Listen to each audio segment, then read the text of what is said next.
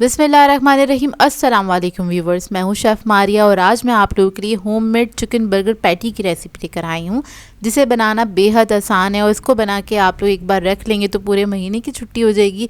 एक महीने तक आप इसको फ्रीज़र में रख सकते हैं और इसको इस्तेमाल कर सकते हैं और ये बहुत ही मज़ेदार बन के तैयार होती हैं, बहुत ज़्यादा फ्लेवरफुल होती हैं। मैंने बहुत ही आसानी से आपको बनाना बताई हैं।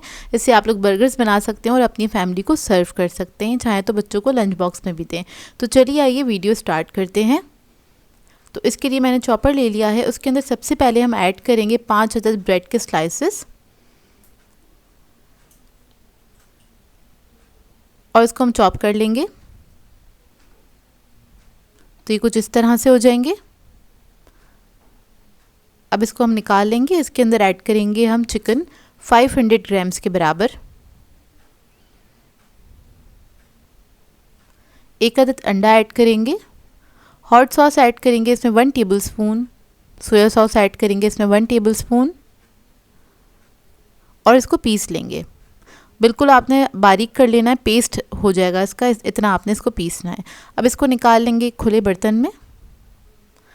फिर इसके अंदर ऐड करेंगे हम हरी मिर्चें 2 टेबलस्पून के बराबर बारीक कटी हुई,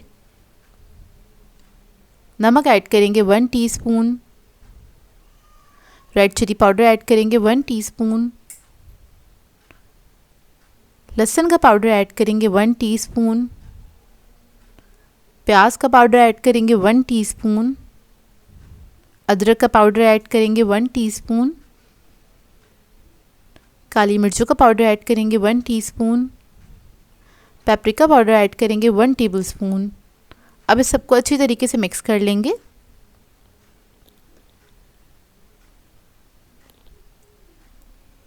बस चिकन के अंदर आपने मसाले बहुत अच्छी तरीके से मिक्स कर लेने हैं।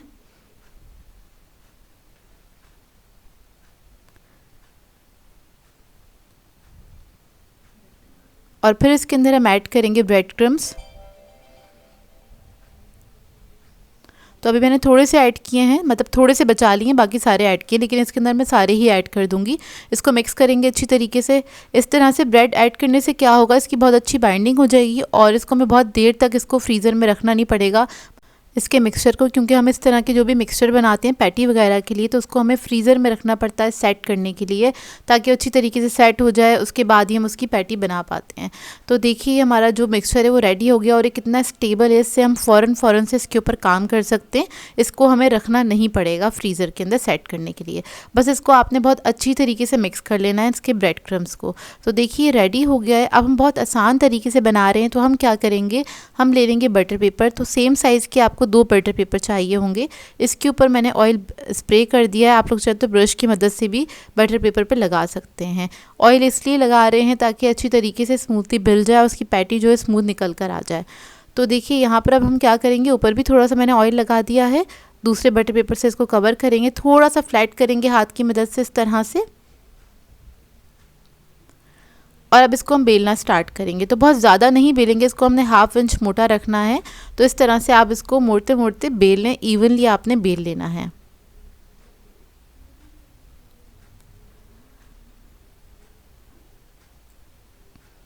तो देखिए इसको मैंने इवनली बेल लिया है। अब क्या करेंगे, इसकी हम पैटी कट कर लेंगे। तो यहाँ पर पैटी कटर है मेरे पास, आप लोगों के पास ये ना हो तो आप लोग कोई भी बॉटल का ढक्कन ले सकते हैं, कोई गिलास ले सकते हैं, कोई प्याली ले सकते हैं।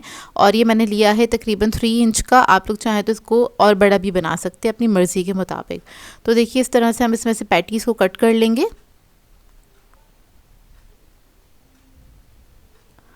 और अब आपने क्या करना है, इसको नाइफ़ की मदद से उठाना है इस तरह से एहतियात से, और थोड़े बहुत जो इसके किनारे डिस्टर्ब होंगे उसको आपने हाथ से इस तरह से सेट कर लेना है। और ये कितनी स्टेबल पैटी बनके तैयार हुई है। अब इसको मैं ट्रे में इस तरह से रखती चली जाऊंगी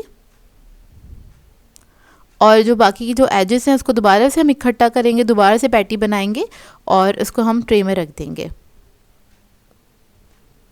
अब ट्रे में रखने के बाद क्या करेंगे, इसको हमने थोड़ा सा सेट करना है। तकरीबन आधे घंटे के लिए इसको हम फ्रीज़र में रखेंगे ताकि इसकी हम कोटिंग कर सकें आसानी के साथ। तो इसको अब मैं फ्रीज़र में रख दूँगी सेट होने के लिए। अब इसकी कोटिंग के लिए हम क्या करेंगे, स्लरी बनाएंगे। तो यहाँ पर मैंने मैदा लिया है तकरीबन आधे कप के बराबर। इसके अंदर ऐड करेंगे हम 2 टेबलस्पून के बराबर कॉर्नफ्लोर, 1 अदद अंडा ऐड करेंगे इसके अंदर, थोड़ा सा नमक ऐड करेंगे, पिंच ऑफ सॉल्ट,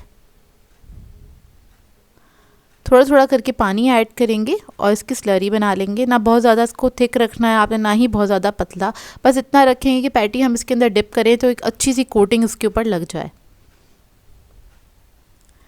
तो देखिए स्लरी रेडी हो गई है। अब इसके लिए हमने ब्रेड क्रम्स ले लिए हैं। तो देखें थोड़ी सी स्टेबल होनी चाहिए, बहुत ज़्यादा हार्ड करने की ज़रूरत नहीं है, सिर्फ मैंने आधे घंटे के लिए ही इसको रखा था। अब इसको हम डिप करेंगे मैदे की स्लरी में, उसके बाद ब्रेड क्रम्स लगाएंगे इसके ऊपर। तो ब्रेड क्रम्स आपने बहुत अच्छी तरीके से लगा देने इसके ऊपर, इस तरह से।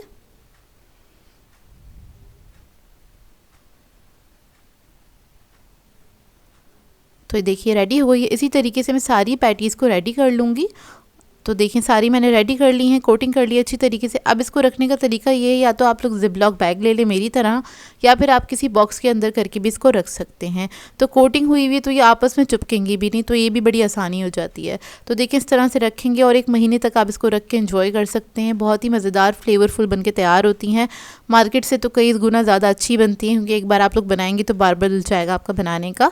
और क्योंकि मार्केट की थोड़ी सी ब्लेंड फ्लेवर की होती हैं, और अगर आप लोग रेस्टोरेंट्स वगैरह से ट्राई करते हैं इस तरह के बर्गर, तो एक बार आप लोग ये ट्राई कीजिएगा, आप लोग रेस्टोरेंट से लेना भूल जाएंगे, क्योंकि ये बनते बहुत मज़ेदार हैं, ये मेरी गारंटी है। एक बार ज़रूर ट्राई कीजिएगा। अच्छा देखिए अब इसको हम फ्राई कर लेंगे। तो बस इसको आपने फ्राई करना है, बस फ्रीज़र में से निकालिएगा और आपने फ़ौरन से इसको ऑयल में डालना है। मीडियम फ्लेम पे फ्राई कीजिएगा अगर ये फ्रोज़न है तो, और फ्रेश है तो आप इसको नॉर्मल फ्लेम पे फ्राई कर सकते हैं। बस दोनों तरफ हम इसको क्या कहते हैं टर्न करके फ्राई करेंगे। तकरीबन 4 से 5 मिनट लगते हैं इसको फ्राई होने में। जब अच्छा सा कलर आ जाएगा तो इसको हम निकाल लेंगे। अब बर्गर असेंबल करने के लिए सैलड चाहिए मुझे, तो यहाँ पर मैं क्या कर रही हूँ, थोड़ी सी मैंने बंद गोभी लिया आधा कप के बराबर, थोड़ी सी मैंने ली है गाजर, उसको मैंने जूलियन में कट कर लिया था। अब इसके अंदर हम ऐड करेंगे मेयोनीज़, तकरीबन 3 to 4 टेबलस्पून के बराबर, क्योंकि मैं सिर्फ 4 बर्गर्स असेंबल करूँगी तो उसी के हिसाब से मैंने सैलड बनानी है। तो देखिए बस इसके अंदर हम मेयोनीज़ ऐड करेंगे और इसके अंदर ऐड करूँगी मैं थोड़ा सा नमक और काली मिर्चें, और बहुत थोड़ी सी काली मिर्चें ऐड करेंगे। इसको मिक्स करेंगे अच्छी तरीके से।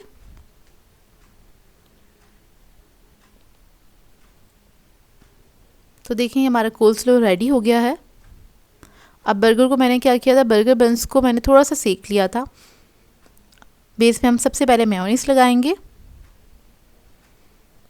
सैलड लीफ लगा देंगे, पैटी रखेंगे, सैलड रख देंगे इसके ऊपर, और ऊपर हम ड्रिज़ल करेंगे इसके ऊपर थोड़ा सा केचप। अब इसको हम बन के टॉप से कवर कर देंगे, तो हमारा मज़ेदार सा बर्गर जो है वो रेडी हो जाएगा। इस तरह के बर्गर्स आप लोगों को मार्केट में बहुत महंगे मिलते हैं, लेकिन ये आप बहुत अच्छे से बजट में रहते हुए बना सकते हैं अपने घर के अंदर। और इन बर्गर्स को आप लोग ट्राई करें तो अपना फीडबैक ज़रूर दीजिएगा, बताइएगा ज़रूर कैसी लगी आपको ये सिंपल सी रेसिपी।